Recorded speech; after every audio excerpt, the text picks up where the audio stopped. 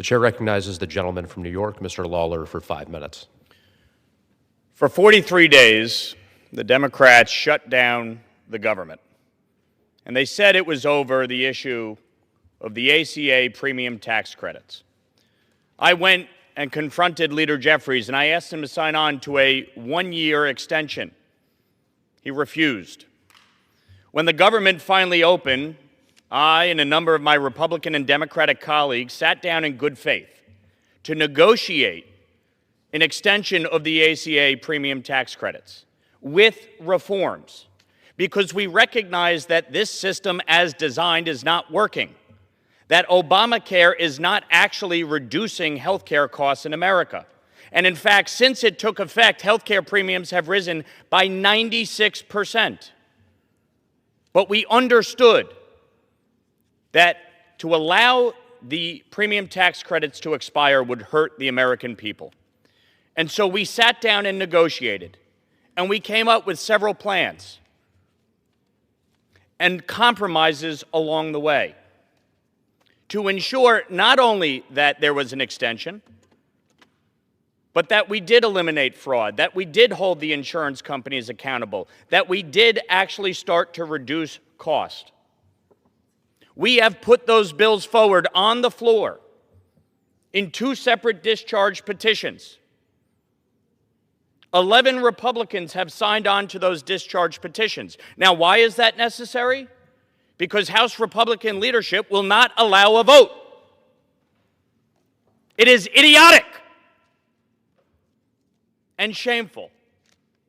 And so we have been forced to sign on to 2 discharge petitions, and yet my Democratic colleagues will not join us, but for those that were at the negotiation table. The Democratic leader will not release his members to sign those 2 discharge petitions. Why? Because he doesn't actually want to solve the problem. He wants the issue. He wants the issue, which is precisely why Senator Schumer put a 3-year clean extension on the Senate floor that was doomed to fail because it doesn't have bipartisan compromise. This place is disgraceful. Everybody wants the upper hand.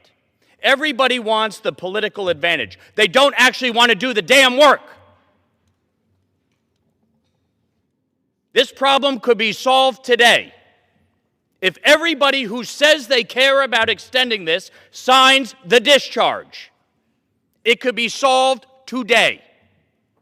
And we could say to leadership on both sides, a pox on both your houses, both of you are failing this country, both of you are failing this institution, and move the bill forward. So the challenge I have for every one of my colleagues is put the party crap aside and sign the damn discharge today. If you want this vote to move, if you want to extend these subsidies, if you want to make sure that the American people's health care premiums don't skyrocket, then go sign the discharge now. Because we all understand one thing. You need 218 here and you need 60 in the Senate. We saw the 3-year extension with no reforms fail last week.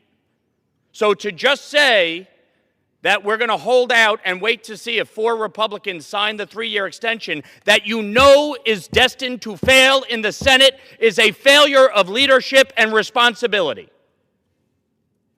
So Leader Jeffries, come down to this floor, sign the discharge, and show real leadership. Because sadly, my conference has failed to do that. And all of us, as representatives of our own districts and our own constituents, have a responsibility to stand up. It's why I met with my Democratic colleagues as soon as the government was reopened to negotiate in good faith. It's why people like Brian Fitzpatrick and Jen Kiggins and David Valadao have been leading on this issue. with folks like Jared Golden and Josh Gottheimer and Marie Gluesenkamp-Perez and Tom Suozzi, because we understand this needs to get done. And the failure of members on both sides of the aisle who know it needs to get done, but they just want the issue, or they don't want to do it because they hate Obamacare. Yeah, we know Obamacare failed. We know it's not actually reducing costs. But you can't fix it with The nothing. gentleman's time has expired. So do your job and sign the discharge.